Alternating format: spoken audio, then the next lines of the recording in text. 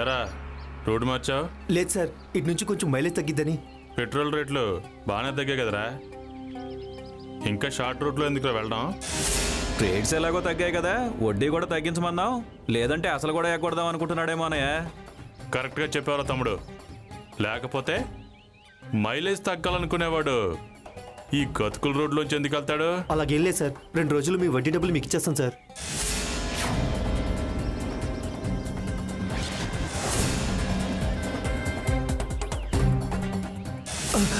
రేయ్, అసలు ఎంత లేట్గా ఇచ్చినాయేమనుకోనరా, కానీ వడ్డీ ఒక్క నిమిషం లేట్ అయినా నా ఒళ్ళు మెంటలెక్కిపోతుందిరా.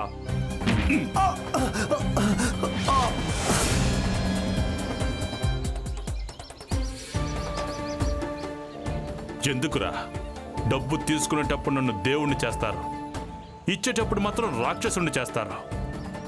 ఆ రోజు నా కూతురు పెళ్లి ఆగిపోతుంది బాబు అంటే వెంటనే అప్పించాను. ఇప్పుడు దాని కొడుకు స్కూల్కి కూడా వెళ్తున్నాడు ఏబిసిడి అంటూ. మరి నా బాకీ కనీసం ఏబి అన్న తీర్చాలి కదరా. తీరుస్తాను సార్, కొంత టైం ఇవ్వండి సార్. ఎరా, ఇదే మాట ఆ రోజు నేననుంటే నీ కూతురు పెళ్లి అయ్యేదారా? తమ్ముడో, అన్నయ్య ఈడి బండి దొడ్లో పెట్టు, వడ్డీ కట్టి అప్పుడు తీసుకెళ్తాడు. సార్, మరి అంత కనికరం లేకుండా మాట్లాడకండి సార్. నిజమేరా, నేను కనికరం లేనోడ్నే. కట్నం డబ్బులు ఇవ్వలేదని పెళ్లిపీటల మీద నుంచి కొడుకుని తీసుకెళ్లిపోయిన మీ వియ్యపోడు నీకు దేవుడు. కానీ అయ్యో పెళ్ళి ఆగిపోతుంది అని అప్పిచ్చి పెళ్లి చేయించి నీ పరువు కాపాడి నీ కూతురు హ్యాపీగా కాపురం చేసుకునేలా చేసిన ఈ అప్పిచ్చిన సాంబడు మాత్రం ఈరోజు కనికరం లేనోడు, రాక్షసుడు, అంతేగా? రాయ్, వీడిని కూడా తెచ్చి దొడ్లో కట్టేసి ఆడి పెళ్ళానికి ఫోన్ చేసి చెప్పండి. అప్పుడు ఈడి కూతురు మొగుడొచ్చి కడతాడు వాడి బాకి. తీసుకెళ్ళండి.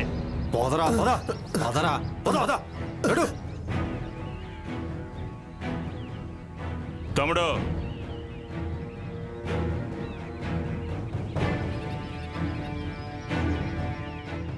ఎరా మీ వదిన ఇంట్లోనే ఉందా? లేదన్నయ్య, గుడికెళ్ళింది. మరి నువ్వు దాన్ని తెంచకుండా నాతో పాటు వచ్చావేంట్రా? ఏమో అన్నయ్య, ఎక్కడికైనా కారులో వస్తుంది కానీ గుడికి మాత్రం నడిచే వెళ్తుందన్నయ్య. మీకు తెలుసు కదా. తెలుసులే, నేను గుడికెళ్ళి దాన్ని తీసుకుని వస్తాను కానీ నువ్వు వెళ్ళి వీడి బాకీ వస్తువుల సంగతి చూడు.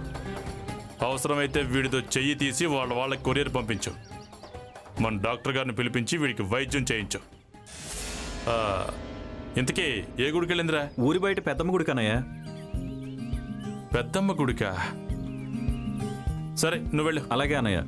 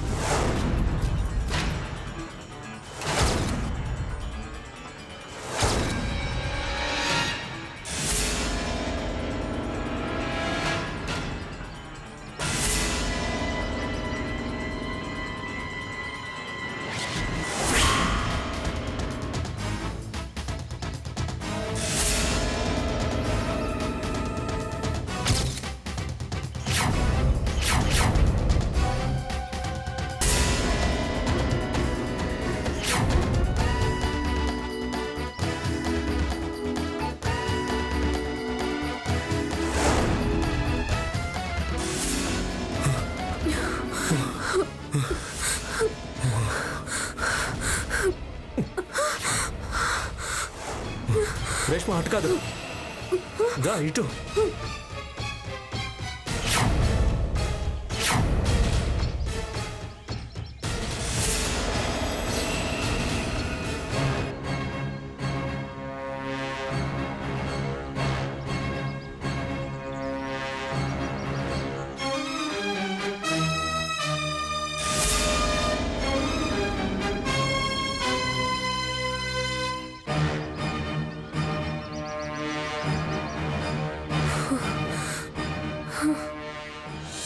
అమ్మయ్యా, ఇక మనల్ని పట్టుకోవడం వాళ్ళ వల్ల కాదు.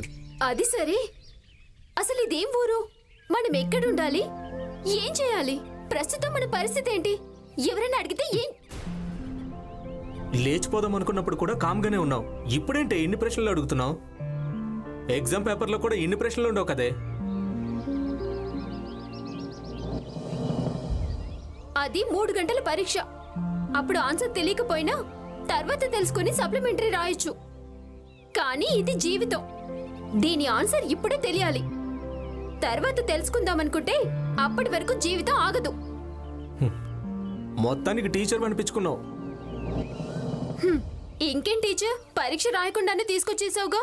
అప్పటిదాకా మీ వాళ్ళు నన్ను ఎక్కడ ఆగనిచ్చారు? ఎవడైనా చదువు అయ్యాక పెళ్ళంటారు. మీ మూర్ఖులేమో పెళ్ళయ్యాక చదువుకోమంటూ ఆ సుబ్బారావు గడికి ఇచ్చి పెళ్లి చేయడానికి రెడీ అయిపోయారు. అందుకే ఎత్తుకొచ్చేసా. ఏం ఎత్తుకురాలా, పరిగెత్తుకుంటూ తీసుకొచ్చావు. జోకా? తెగ నవ్వు వస్తోంది. జీవితంలో నవ్వుల పాలు కాకుండా చూసుకో చైతన్య. అలాగే పద.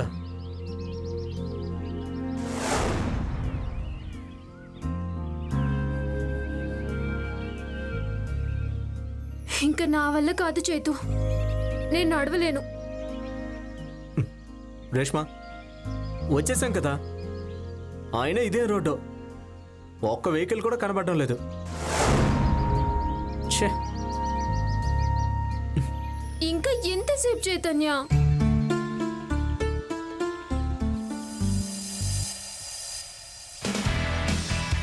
అమ్మయ్యా, ఏదో వెహికల్ వస్తుంది. రేష్మా లెగ్గు, లిఫ్ట్ అడుగుదాం.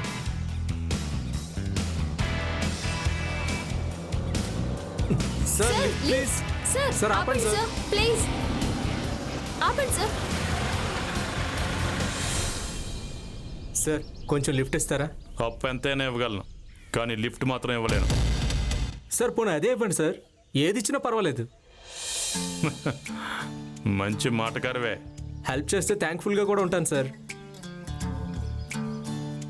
ఇంతకీ ఎక్కడికి వెళ్ళాలి? ప్రస్తుతానికి గమ్యం లేని ప్రయాణం. ఇక్కడ నుంచి ఎక్కడికైనా తీసుకెళ్ళండి, మాకంతే చాలు. సరే, ఎక్కండి. చాలా థ్యాంక్స్ సార్. రాయికో.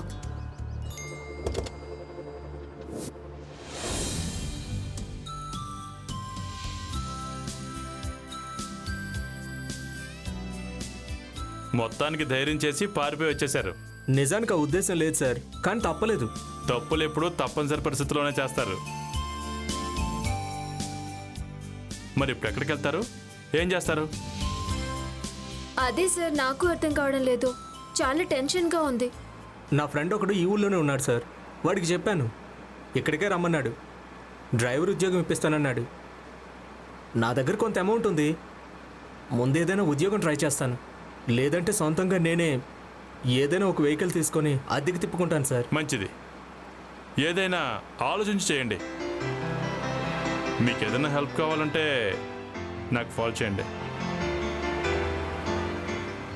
నేను అన్ని విధాలా హెల్ప్ చేస్తాను.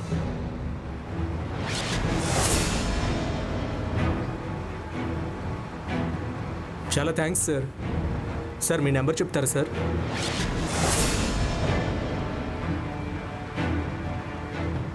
నోట్ చేసుకో. చెప్పండి సార్.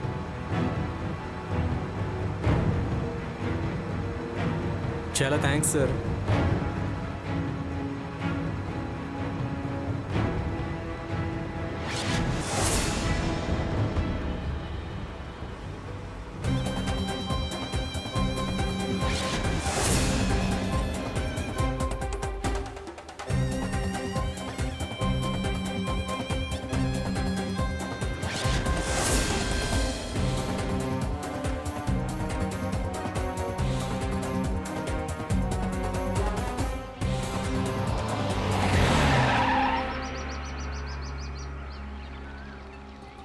ఇదేంటి సార్ ఎక్కడ ఆపారు? మా ఆవిడ గుడికి వచ్చింది.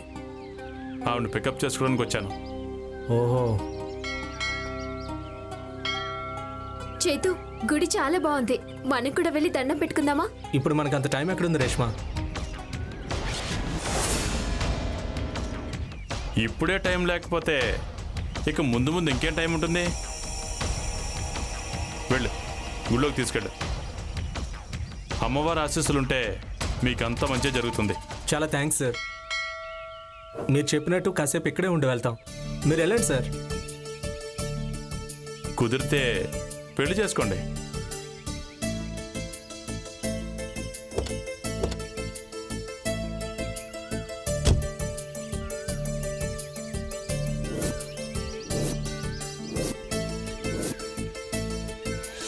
ఎవరండి వాళ్ళు? పెళ్లి చేసేసుకోండి అని అంత గట్టిగా చెప్తున్నారు. ఎవరో లవ్ జంట దారిలో పారిపోయి వస్తుంటే లిఫ్ట్ ఇచ్చాను. ఉమ్, హెల్ప్ కావాలంటే ఫోన్ చేయమని నెంబర్ కూడా ఇచ్చాను. మీ బుద్ధి పోనిచ్చుకున్నారు కాదు, ఒక కొత్త కస్టమర్ని రెడీ చేసుకున్నారన్నమాట. మన వ్యాపారం సజావుగా సాగాలంటే ఎప్పటికప్పుడు కొత్త వారిని, అవసరంలో ఉన్నవారిని వెతుక్కుంటూ ఉండాలి. పైగా వాళ్లకు నాలాంటి వాడి అవసరం తప్పకుండా ఉంటుంది. కొత్త జంట కదా. ఈ తెలివితేటలకేం తక్కువ లేదు. ముందు కారు పోనీయండి.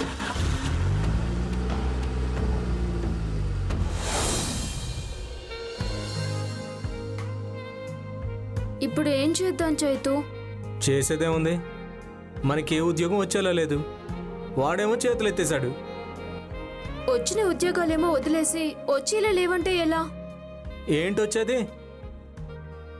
నెలలో 25 రోజులు వాడితో పాటు క్యాంపులకు వెళ్ళాలంట. వాడికంటే సంపాదన ఉంది కాబట్టి పెళ్ళం ఇల్లు అవసరం లేదు. నేనెలా వెళ్తాను? ఎలా వెళ్తానా? అతను వెళ్ళడం లేదు. ముక్కు మొహం తెలియని చోట నిన్నొక్కదాన్ని వదిలి ఎలా వెళ్ళగలుగుతాను? ఏ క్షణంలో ఏమవుతుందో తెలియదు. మీ వాళ్ళు ఎవరైనా వస్తారేమో తెలియదు. నేనెక్కడ ఉంటే ఇక్కడ నీకేమైనా అయితే, అమ్మో, ఇంత టెన్షన్లో నిన్ను వదిలి నేను ఎక్కడికి వెళ్ళలేను. సారీ. నీ ఆలోచన కూడా కరెక్టే. ఏ ఇబ్బంది వచ్చినా నువ్వు దగ్గర లేకపోతే కష్టమే. అదే నేను ఇందాకటి నుంచి చెప్తోంది. కోపం వద్దులే కానీ ఇప్పుడేం చేస్తావో చెప్పు. నాకైతే మనమే సొంతగా ఏదైనా వెహికల్ కొనుక్కొని నడుపుకుంటే బెస్ట్ అనిపిస్తోంది. కానీ అంత డబ్బు మన దగ్గర లేదుగా. నువ్వు తేకపోయినా నేను కొంత తెచ్చాను, కానీ అది చాలదు. అదే ఆ రోజు మనకి లిఫ్ట్ ఇచ్చాడు కదా సాంబా అని, అతన్ని కలుద్దాం అనుకుంటున్నాను. అతనా? ఏంటి అంతలా రియాక్షన్ ఇచ్చావు? అతను డబ్బు మనిషిలా ఉన్నాడు, పైగా తేడాగా కూడా ఉన్నాడు. అతను మనకు హెల్ప్ చేస్తాడంటావా? చేస్తానన్నాడు. ఆల్రెడీ ఫోన్ చేశాను. సాయంత్రం రమ్మన్నాడు. ఓ, అన్ని ప్లాన్లు వేసేసావన్నమాట. గుడ్. అలాగే నిన్ను కూడా తీసుకుని డిన్నర్కి రమ్మన్నాడు. అన్నాడా? అంటాడు. వాడి కన్ను నా మీద పడింది. అది నేను ఆ రోజే గమనించాను. అది తెలిసి కూడా వాడింటికి భోజనానికి వెళ్దామా అని నన్ను అడుగుతున్నావా? సిగ్గులేదు నీకు? రేష్మా, ఎందుకు అంతలా రియాక్ట్ అవుతావు? ఇవన్నీ నువ్వు అనుకుంటున్నావు మాత్రమే. అక్కడేం అలా ఉండదు. అయినా నిన్ననేం ప్రయోజనం? ఆడవాళ్ళంటేనే అనుమానానికి కేర్ ఆఫ్ అడ్రస్. ఇలాంటి తొక్కుల డైలాగ్స్ చెప్పకు, నాకు తిక్కలేస్తుంది. లేస్తుంది లేస్తుంది లేస్తుంది. ఆ లేచిన తిక్కతో వెహికల్ కొనుక్కోవచ్చంటే అలాగే లేవని. కావాలంటే నేను కూడా హెల్ప్ చేస్తా. అరే, అప్పిస్తాను రమ్మంటే అతను తేడా అంటావు. ఏదో కలిసాం, ఇంట్లోంచి వచ్చేసాం కదా, ఫోన్లే పాపమని భోజనానికి రమ్మని ఆయనంటే నువ్వు పెద్ద ప్రొఫెసర్లా ఏవేవో మాటలు చెప్తావేంటి? ఎక్కడెవనిచ్చావు ప్రొఫెసర్ని? మధ్యలోనే తీసుకొచ్చేసావుగా. ఇలా రాకపోయింటే ప్రొఫెసర్ని అయ్యేదాన్ని. మనం ఇలాగే వాదించుకుంటే మాటలు జారడం, అవి కాస్త గొడవకి దారితీస్తే గానీ ముందైతే పద. అక్కడ నీకేమైనా ఇబ్బంది అనిపిస్తే వెంటనే వచ్చేద్దాం. ప్రస్తుతం ఇక్కడ మనకి హెల్ప్ చేసేది అతను ఒక్కడే. సరే, నేను ఒక 10 నిమిషాల్లో రెడీ అయ్యేస్తాను.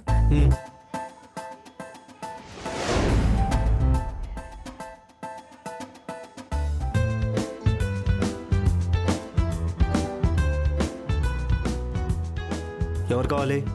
సాంబా గారిని కలవాలి. సరే వెళ్ళండి.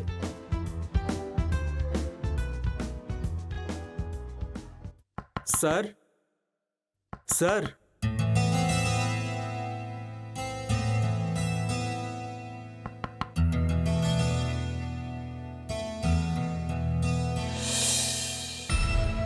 ఏమ్మా, నువ్వు రేష్మావి కదా? అవును. రా అమ్మా, మీకోసమే చూస్తున్నాం.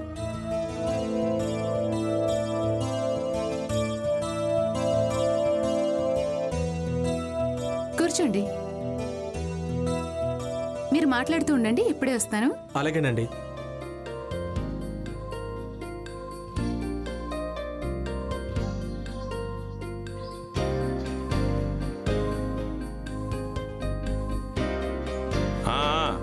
అసలు కూడా పంపించాయి. కూర్చోండి. ఏమ్మా, ఎలా ఉన్నారు? బాగానే ఉన్నా అన్నయ్య. అదే కదమ్మా మాకు కావాలి. అందుకే మనోడు ఫోన్ చేసి విషయం చెప్తే ఏదో నాకు తోచిన సహాయం చేద్దామని రమ్మన్నాను. ఇంతలో మీ వదిన కూడా నేను తీసుకురామని చెప్పమంటే సర్లే మీకు మాత్రం ఎవరున్నారని రమ్మని చెప్పాను. ఇంతకీ ఏ బండి కొందామని? క్వాలిస్ కొందామని సార్. ఆ, అంత పెద్ద బండి ఎందుకో? అంటే మా ఫ్రెండ్ సినిమా ఇండస్ట్రీలో మేనేజర్గా చేస్తాడు. వాడికి చాలా పరిచయాలు ఉన్నాయి. వాళ్ళ షూటింగ్లకి బండి పెట్టొచ్చని అన్నాడు. ఇండస్ట్రీ అంటే సంపాదన బాగానే ఉంటుంది, కాకపోతే డబ్బులు సరిగ్గా రావేమో కదా. అంటే కొంచెం లేట్ అవుతాయి, కానీ అక్కడ పెడితే రోజు వర్క్ ఉంటుంది. ముఖ్యంగా లోకల్లోనే ఉంటాను, లాంగ్ వెళ్ళకుండా. ఎందుకంటే రేష్మ ఒక్కతే ఉండాలి కదా. మంచి ఆలోచనే, కానీ మరి కొత్త బండి అంటే? అంత పెట్టలేను సార్, సెకండ్ హ్యాండ్లో తీసుకుంటా. అదైతే మన బడ్జెట్లో ఉంటుంది. ఆల్రెడీ మా వాడు బండి చూశాడు. ఈ ఆలోచన బాగానే ఉంది. అయితే నీకెంత కావాలి? ఓ 2 లక్షలు. రేపు బండి కాగితాలు బండి చూపించు, అరేంజ్ చేస్తాను. చాలా థ్యాంక్స్ సార్. ఇందులో థ్యాంక్స్ చెప్పడానికి ఏముంది? జాగ్రత్తగా నడుపుకో, నా బాకీ కూడా కరెక్ట్గా తీర్చాయి. సార్ ఇంట్రెస్ట్ ఎంతో చెప్తే? వడ్డీ తక్కువేలే, బయట ఎవరికైనా 5 రూపాయలకి ఇస్తాను. నీకు కాబట్టి పెద్ద అమౌంటు, గ్యారెంటీ ఉంది కాబట్టి ఒక 2.5 ఇవ్వు. కానీ పేమెంట్ మాత్రం పర్ఫెక్ట్గా ఉండాలి. అలా ఉంటే ఇంకో 2 బళ్ళు కొనిస్తా.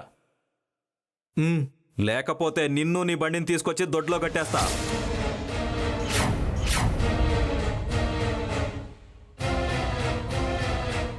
మా మరిది నరేంద్ర మాట కొంచెం కరుగ్గా ఉంటుంది కానీ మనిషి మాత్రం చాలా మెతక. కొంచెం కరుక, మనిషే పెద్ద మొరటోడ్లో ఉంటాను. రేపు మనోడు వస్తాడులే కానీ అతనితో వెళ్ళి ఆ బండి సంగతి ఏంటో చూడు. ఇంకా మీ బిజినెస్ మ్యాటర్స్ అయిపోయాయిగా.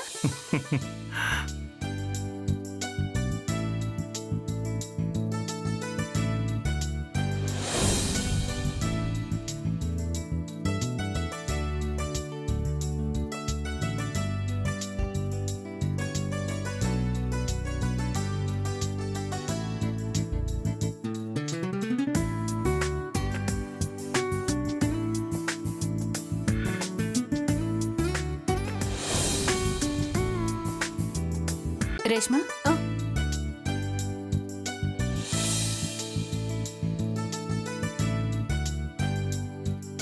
వీడు చాలా ఎక్కువ చేస్తున్నాడు.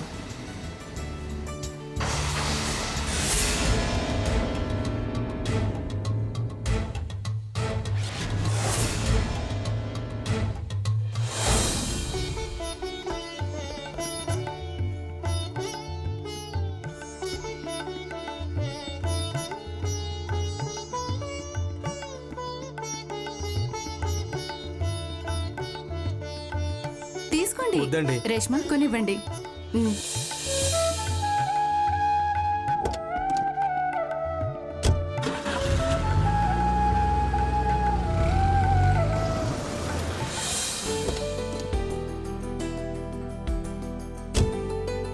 హాయ్. ఎవరిదండి ఇది? మందే. అవునా? వావ్. రా, అలా ఓ రౌండ్ వెళ్ళొద్దాం. రా.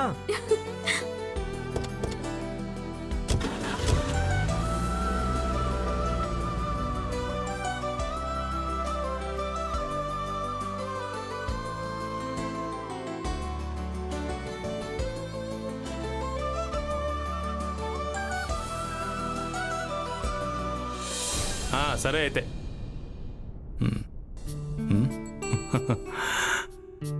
నమస్తే సార్. ఏం చైతు, ఎలా ఉన్నావు? బాగున్నాను సార్. ఇంతకీ నీ కారు ఎలా ఉంది? బాగుంది సార్. డబ్బులు ఇద్దామని వచ్చాను ఓ, సార్. అప్పుడే పేమెంట్ తీసుకొచ్చావా?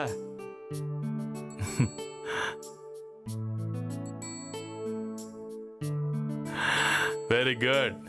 రోజు ఇలాగే ఉండు. అలాగే సార్. నీకు ఎప్పుడు ఏ అవసరం వచ్చినా నన్ను కలువు. సరే సార్. వెళ్ళు. వస్తాను సార్.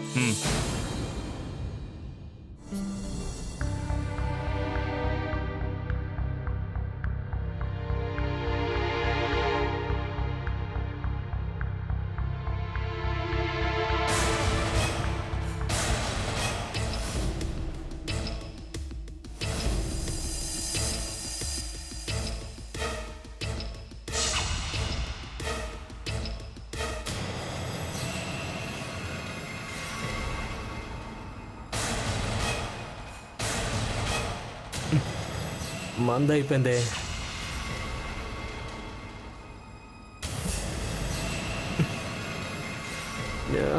డబ్బులు కూడా అయిపోయాయి.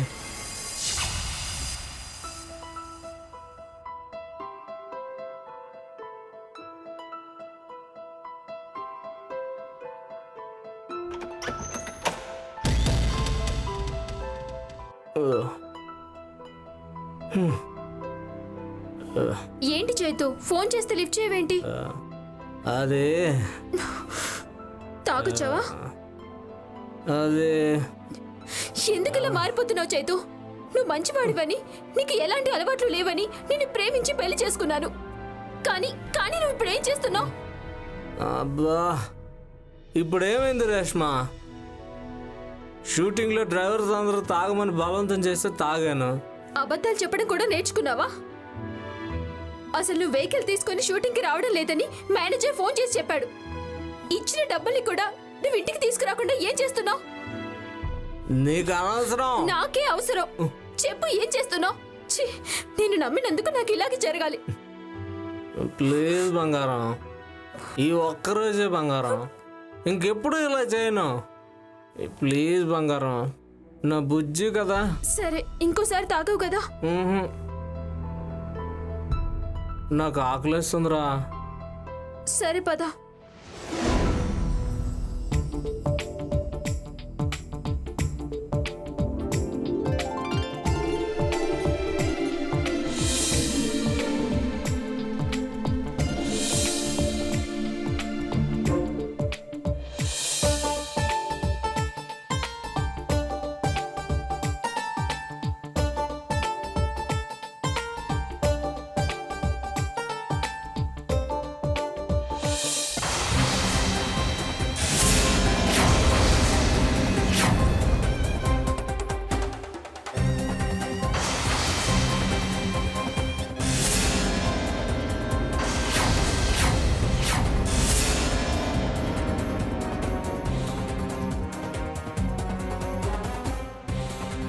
హెరా,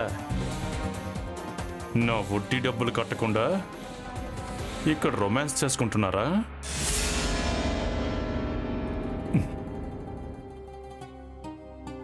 వడ్డీ డబ్బులు కట్టి కీస్ తీసుకెళ్ళు. అన్నయ్య, అన్నయ్య, ఆయన్ని క్షమించండి అన్నయ్య. ఈ బండి కూడా లేకపోతే మేము ఆత్మహత్య చేసుకోవాల్సి వస్తుంది. ప్లీజ్ అన్నయ్య. అవును సార్, కట్టేస్తాను సార్, నన్ను నమ్మండి సార్. నిన్ను నమ్మే ప్రసక్తే లేదురా. అన్నయ్య, నువ్వే మమ్మల్ని ఆత్మకపోతే ఎలా అన్నయ్య? వాడిని తీసుకురండి రా. వదరా. చూడండి. దేవి, వస్తున్నా. టిఫిను. నరేంద్ర, ఏంటనయ్య? నేను రాజన్ గారి దగ్గరికి వెళ్ళి డబ్బులు తీసుకొస్తా. అనయ్య, నేను రానా? వద్దులేరా, నువ్వు ఆ బంగారం షాప్ వాడి దగ్గరికి వెళ్ళు. ఇవాళ వెళ్ళకపోతే ఆ డబ్బులు రావు. నేను చేతిని తీసుకెళ్తాను. అనయ్య, పెద్ద మొత్తం ఒక్కడవే.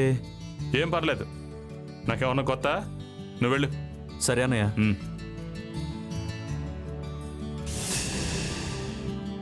దేవి, మర్చిపోయావా? అయ్యో, మర్చిపోయానండి.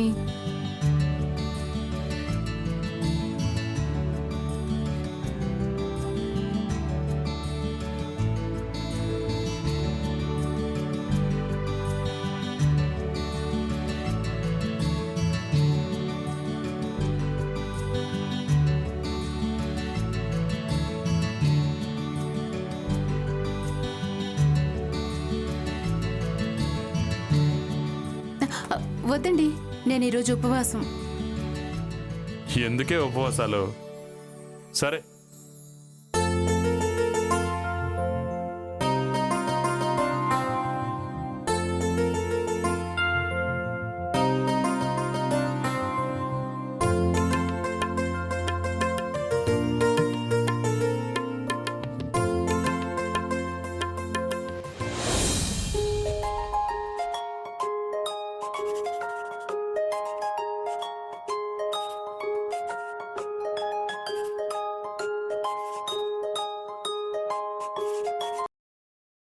Hello,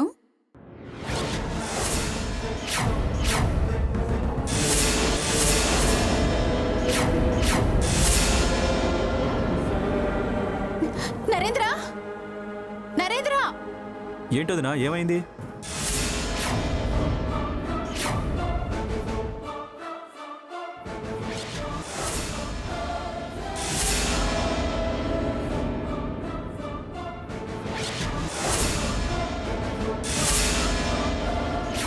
constables sir. బాడీని ఇమీడియట్ గా పోస్ట్ మార్టానికి పంపించండి. Yes sir. అలాగే అన్ని చెక్ పోస్టులకు ఆ చైతన్య ఫోటో బండి నెంబర్ని ఇమీడియట్ గా మెసేజ్ చేయండి. వాడు అప్పుడే ఊరు దాటి బయటికి వెళ్ళి ఉన్నాడు. ఇమీడియట్ గా కానివ్వండి. Okay sir. ఆ చైతన్య గారిని వదలకండి సార్. డబ్బు కావాలనే తీసుకుపోయాడు. అనవసరంగా మా అన్నయ్యని చంపేశాడు. నేను చెప్తూనే ఉన్నాను సార్ వాడు నమ్మొద్దని. మా అన్నయ్య నమ్మేశాడు సార్. 24 గంటల వాడిని కటకటాల్లో ఉంచుతా. ఆల్రెడీ ఈ న్యూస్ అన్ని ఛానల్లో వస్తుంది. అన్ని కంట్రోల్ రూమ్స్ కి ఇన్ఫార్మ్ చేశాను. నా నుంచి తప్పించుకోవడం వాడి వల్ల కాదు. Constable sir. ఇమీడియట్ గా ఈ శవాన్ని పోస్ట్ మార్టానికి పంపించండి. Okay sir.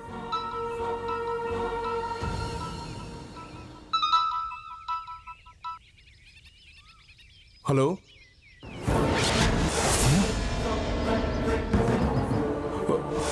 ఓకే నేను ఇప్పుడే వస్తున్నాను.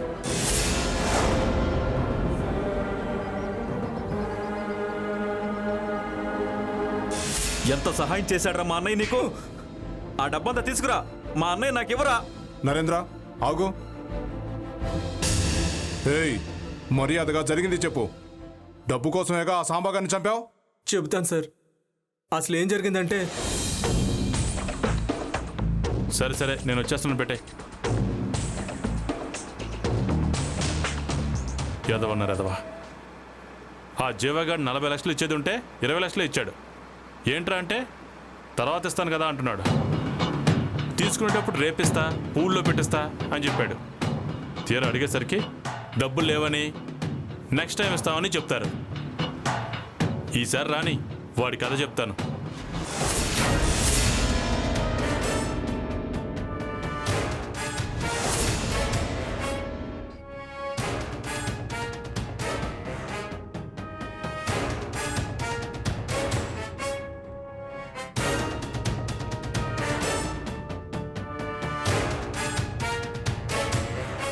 ఏమైంది సార్? చాలా వికారంగా ఉందిరా.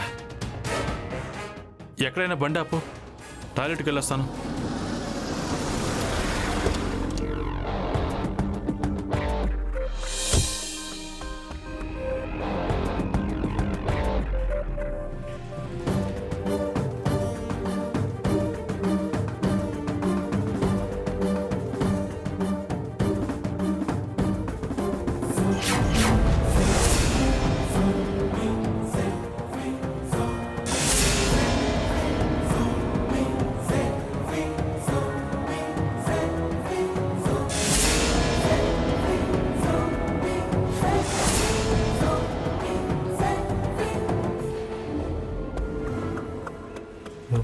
రేష్మా, చెప్పు చేతు.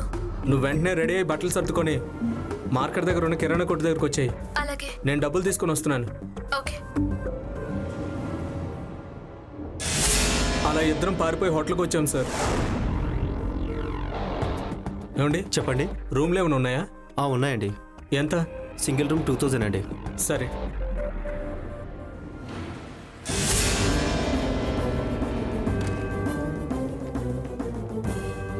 Room number 202. బాయ్ సార్, వీళ్ళని 202కి తీసుకెళ్ళు. అలాగే సార్. రండి సార్.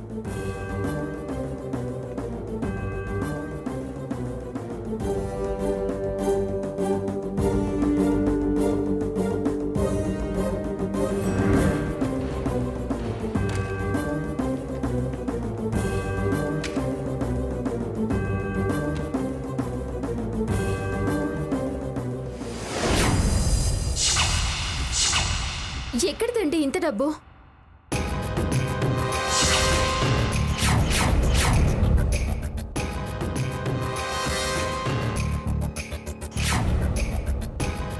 ఆ సాంబ మనల్ని వదులుతాడా? ఏంటి వదిలేది? ఫస్ట్ ఈ డబ్బే లెక్కలో లేని దొంగ డబ్బు. ఇది పోయిందని వాడెక్కడ కంప్లైంట్ ఇస్తాడు? మన కోసం ఎక్కడని వెతుకుతాడు? ఇంట్లో నువ్వు దొరకవు. వాడు అలర్ట్ అయ్యి నన్ను వెతికే లోపే మనం బెంగళూరు వెళ్ళిపోతాం. నైట్ 8 గంటలకు బస్సు. అప్పటి వరకు మనం ఇక్కడే ఉంటే ఆ తర్వాత మన లైఫే మారిపోతుంది. ఇది తప్పు కదండి. ఏంటి తప్పు? వాడు ఎంతమంది పొట్ల కొట్టి సంపాదించాడు ఈ డబ్బు? ఎక్కడి వరకు ఎందుకు? మన బండిని లాక్కున్నాడా? మనల్ని ఎంత బాధ పెట్టాడు వాడు. వాడు తమ్ముడు ఏం పర్వాలేదు, మనకు మంచి రోజులు వచ్చాయి. ఈ డబ్బుతో హ్యాపీగా బతికేయచ్చు. ఇంకా మనకి ఏ కష్టాలు ఉండవు, అన్నీ సుఖాలే.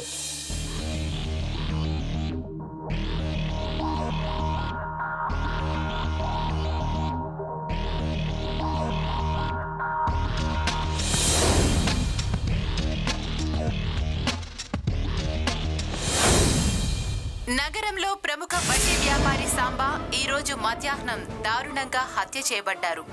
అతని డ్రైవర్ చైతన్యే ఈ హత్య చేసి 10 లక్షల రూపాయలతో పాటు అతని వాహనం చోరీ చేసి పరారయ్యాడు. చైతన్య కోసం పోలీసులు తీవ్రంగా గాలిస్తున్నారు. చైతన్యే హంతకుడని సాంబ తమ్ముడు నరేంద్ర అనుమానిస్తున్నారు. ఈ సంఘటనతో సాంబ కుటుంబ సభ్యులు తీవ్ర దిగ్భ్రాంతికి గురయ్యారు. ఈ కోణంలో పోలీసులు దర్యాప్తు చేసి హంతకుణ్ణి తప్పకుండా పట్టుకుంటామని పోలీసులు సాంబ కుటుంబానికి హామీ ఇచ్చారు. అయినా మీరు సాంబాని చంపాలని చెప్పలేదు, మరి న్యూస్ లో ఏంటి? అదే నాకు అర్థం కావట్లేదు. నేను డబ్బులు తీసుకుని వచ్చేసాను అంతే. మరి ఆ సాంబా ఎలా చనిపోయాడో నాకు అర్థం కావట్లేదు. మీరు అబద్ధం చెప్తున్నారు. రేష్మా, నేను చెప్పేది నిజం. నేను ఆ హత్య చేయలేదు. అవునా? మరి నేను చంపానా? ఇది జోక్ చేసే టైం కాదు రేష్మా. అయితే నిజం ఒప్పుకోండి. నీ మీదొట్టు, నేను ఆయన్ని చంపలేదు. మరి ఎవరు చంపారు? మీ పేరు ఎందుకు చెప్తున్నారు? నేనేగా డబ్బు తీసుకొని పారిపోయి వచ్చింది, అందుకే నన్ను అనుమానిస్తున్నారు. అవన్నీ తర్వాత. ముందు మనం ఇక్కడి నుంచి వెళ్ళిపోతే అన్ని విషయాలు తర్వాత తెలుసుకోవచ్చు. పద.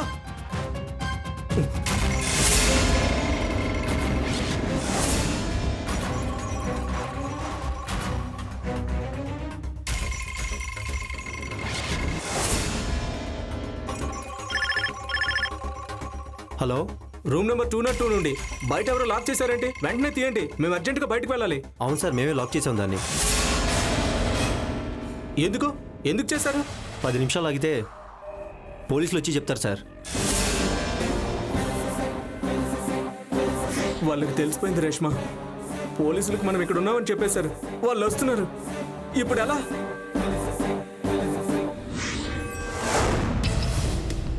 నమస్తే సార్. నాకు ఫోన్ చేసింది నువ్వేనా? అవును సార్. ఎక్కడున్నారు వాళ్ళు? 202లో ఉన్నారు సార్.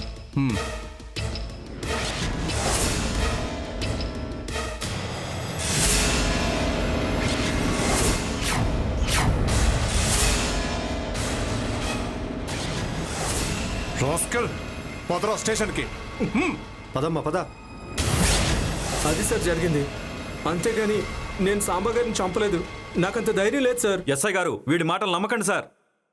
Constables, sir. వీళ్ళిద్దరిని కస్టడీకి తీసుకోండి. Okay sir.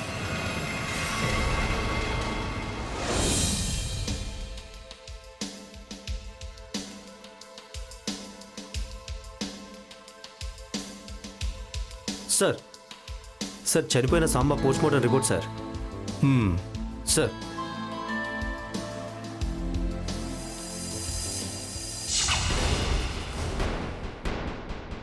Oh my god, Samba food poison వల్ల చనిపోయాడా? కానిస్టేబుల్, ఏంటి సార్ మీరు చెప్పేది? సాంబా గారు ఫుడ్ పాయిజన్ వల్ల చనిపోయారా? అవును, నువ్వు ఈ హత్య చేయలేదని నేను నమ్ముతున్నాను. ఎందుకంటే నీ ఫింగర్ ప్రింట్స్ బాడీ మీద ఎక్కడా లేవు. చెప్పు, అసలు ఏం జరిగింది? ఆయన ఎక్కడ ఏం తిన్నాడు? నాకు తెలిసి ఎక్కడ ఏం తినలేదు సార్. ఇంటి దగ్గర టిఫిన్ చేసి బయలుదేరాడు. బయలుదేరిన దగ్గర నుంచి కడుపులో వికారంగా ఉందని అంటూనే ఉన్నాడు. అందుకే కదా సార్ నేను బండి పక్కకు ఆపాను.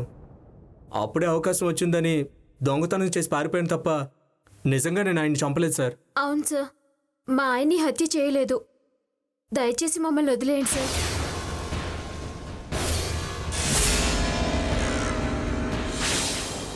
సార్, మా వదిన అలాంటిది కాదు. ఈడే ఏదో మాయ మాటలు చెప్తున్నాడు. ఇది అతను చెప్పింది కాదు, ఈ రిపోర్ట్ చెప్తున్నాయి. మీరు చెబుతున్న దాన్ని బట్టి చూస్తే ఉదయం మా వదినే మా అన్నయ్యకి టిఫిన్ పెట్టింది సార్. ఒకవేళ అప్పటికే విషం కలిపింది కాబట్టి అన్నయ్య అన్నం పెట్టినా తినలేదు. ఓకే, మీ వదిన యాక్టివిటీస్ మీద ఓ కన్నేసి ఉంచండి. అలాగే సార్.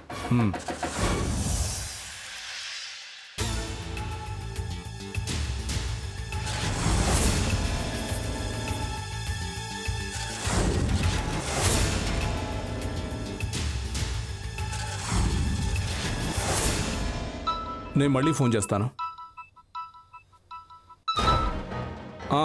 చెప్పండి నరేంద్ర గారు. సార్ అది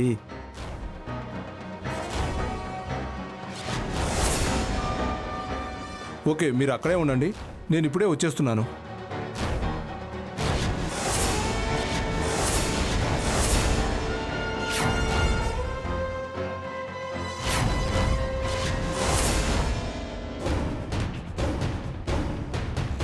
నరేంద్ర, వాళ్ళు ఎక్కడున్నారు?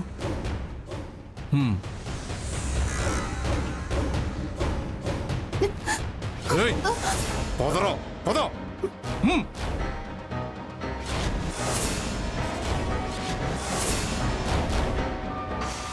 అక్రమ సంబంధాలు ఎప్పుడూ ప్రమాదమే. అవి అందమైన జీవితాల్ని చిన్నాభిన్నం చేస్తాయి. మీ విషయంలో కూడా అదే జరిగింది. సార్, నాకు ఈయనకి మధ్య ఎలాంటి సంబంధం లేదు. చదువుకునే రోజుల్లో ప్రేమించుకున్నాం. తర్వాత ఎవరి పెళ్ళిళ్ళు వాళ్ళకి అయిపోయాయి. మా సంసారాలు మేము చేసుకుంటున్నాం. ఈ మధ్య వీళ్ళు హైదరాబాద్ వచ్చారు. అనుకోకుండా కలిసాం.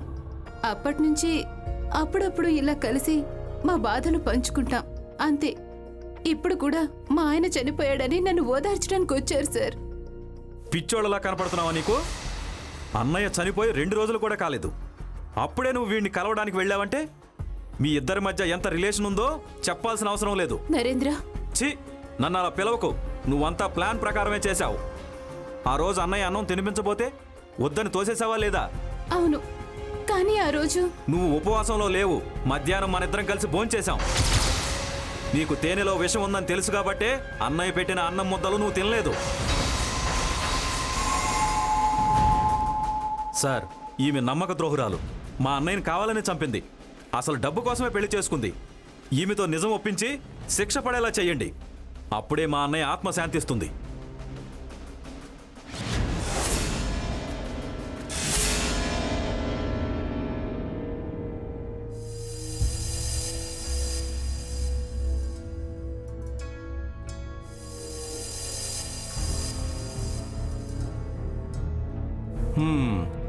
ఎందుకు సార్ అంతలా తాగుతున్నారు? బాధ సార్. తోడబుట్టిన అన్నయ్యని అన్యాయంగా పోగొట్టుకున్నాననే బాధ సార్. దేవతలా భావించిన వదిన రాక్షసులా మారి మా అన్నయ్యనే చంపేసిందన్న నిజాన్ని తట్టుకోలేక తాగుతున్నాను సార్. అసలు నేను ఇంకా బతుకున్నానంటే నాకే ఆశ్చర్యంగా ఉంది సార్. చంపేయండి సార్, నన్ను చంపేయండి సార్. ఏమైంది సార్? మందు ఎక్కువైంది, నటన ఎక్కువైంది. అర్థం కానట ఏదో ఫేసేంట్రా. తెలివిగా మర్డర్ చేసి దాన్ని చైతన్యం మీదకో మీ వదిన మీదకో తోసేద్దామని మంచి స్కెచ్చే గీసావురా. కానీ నిజం నిప్పు లాంటిదిరా, దాన్ని దాచలేం. మీరేం మాట్లాడుతున్నారో నాకేం అర్థం కావట్లేదు సార్. ఇప్పుడు అర్థం అవుతుందిరా నీకు.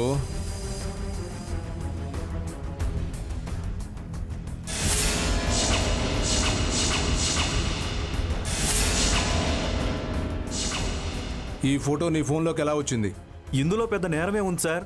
మా అన్నయ్య ఫోటో చనిపోయినప్పుడు తీసుకున్నాను సార్. మరి ఫోటో చూపించగానే అంత రియాక్షన్ ఇచ్చావేంట్రా?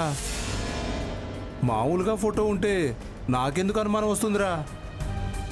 మీ అన్నయ్య డెడ్ బాడీని మేము చూసి మీకు ఫోన్ చేశాకే కదా మీరు అక్కడికి వచ్చారు. అంటే అప్పటి వరకు నీకు న్యూస్ తెలీదు. కానీ నీ సెల్ ఫోన్లో ఆ ఫోటో మధ్యాహ్నం 12 గంటలకే ఎలా ఉందిరా? రిపోర్ట్స్ ప్రకారం మీ అన్నయ్య చనిపోయింది కూడా ఆ టైంలోనే. అంటే నీకు మీ అన్నయ్య చనిపోయాడని తెలిసినా కూడా మాకు చెప్పలేదంటే యాక్షన్ బాగా చేస్తున్నావురా. సెల్ ఫోన్ పోలీస్ స్టేషన్లో మర్చిపోయి వచ్చావు. మీ వదిన పడిపోయింది. స్పృహలోకి వచ్చిన ఆవిడ చెప్పే మాటల్లో నిజం ఉందనిపించింది. ఆమె చంపలేదని అర్థమైంది. ఆలోచిస్తే నీ డైలాగ్స్ గుర్తుకొచ్చాయి. ఫుడ్ పాయిజన్ అయిందని నేను చెప్తే నువ్వు మీ వదినతో నువ్వే తేనెలో విషం కలిపి చంపేశావని నువ్వు మీ వదిన అన్నావు. నీకు తేనెలో విషం ఉందని తెలుసు కాబట్టే అన్నయ్య పెట్టిన అన్నం ముద్దలు నువ్వు తినలేదు. ఆ విషయం నీకెలా తెలుసురా? సో మాకు తెలిసింది ఏంటంటే నువ్వే ఆ హత్య చేశావు. You are the murderer. చెప్పరా, మీ అన్నయ్యని ఎందుకు చంపావు? చెప్పు, చెప్పరా, చెప్పు. చెప్పరా, ఎందుకు చంపావు ఆయన్ని? ఎందుకు చంపావు? ఆస్తి కోసం, ఆధిపత్యం కోసం. అన్నయ్య ఎప్పుడు నన్ను చిన్నపిల్లలాగానే చూశాడు. అది నాకు నచ్చలేదు. పెద్ద పెద్ద పనులని ఆయనే చేసేవాడు, చిన్నవి నాకు అప్పగించేవాడు. అది నాకు నచ్చలేదు. పైగా నా పేరున బ్యాంక్ బ్యాలెన్స్లు ఏమీ లేవు. అన్నీ ఆయన పేరు మీదే ఉన్నాయి. ఏమన్నా అడుగుదామంటే తరిమేస్తాడని భయం. అది రోజు రోజుకి పెరిగిపోయింది. ఒకసారి 50,000 అడిగితే 1,00,000 ప్రశ్నలు అడిగాడు. అప్పుడే అనుకున్నాను ఆయన లేపేద్దామని. ఒకరోజు వదిన ఒకరితో మాట్లాడిందని తెలుసుకున్నా వాళ్ళిద్దరి మధ్య ఏ రిలేషన్ లేకపోయినా వాళ్ళని ఇరికించవచ్చు అనుకున్నాను. ఒకరోజు వదిన పైకి వెళ్లడం చూసి తేనెలో స్లో పాయిజన్ కలిపాను.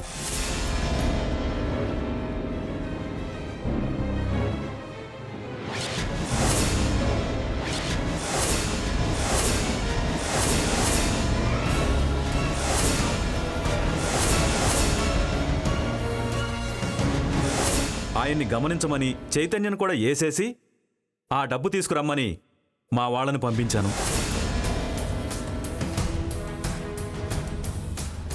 రేయ్, మా అన్నయ్య ఇప్పుడే బయలుదేరాడు. ఎట్టి పరిస్థితుల్లోనూ మిస్ అవ్వకూడదు. మన చేతికి మట్టి అంటకూడదు, అర్థమైందా? కానీ అక్కడ జరిగింది ఇంకొకటి. ఆ చైతన్యగాడు డబ్బులు తీసుకుని పారిపోయాడు. మామూలుగా నాకు చైతన్యగాడి మీద కోపం. అందుకే నేరం వాడి మీదకు తొయ్యాలని అన్నయ్యని ముఖం మీద కొట్టమని చెప్పాను.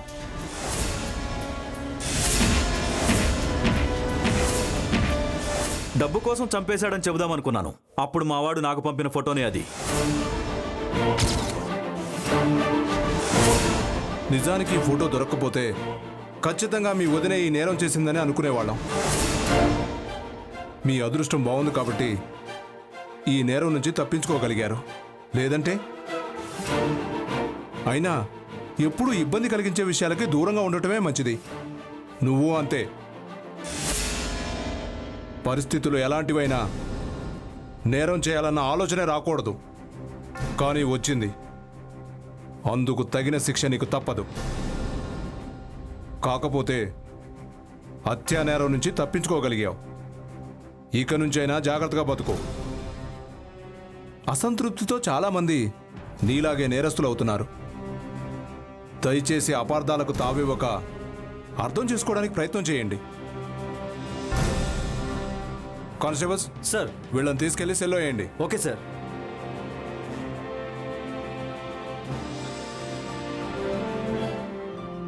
నేరం ఎంత తెలివిగా చేసినా చట్టానికి మాత్రం దొరికి తీరుతారు. చట్టాన్ని ఎవరూ మోసం చేయలేరు. జై హింద్.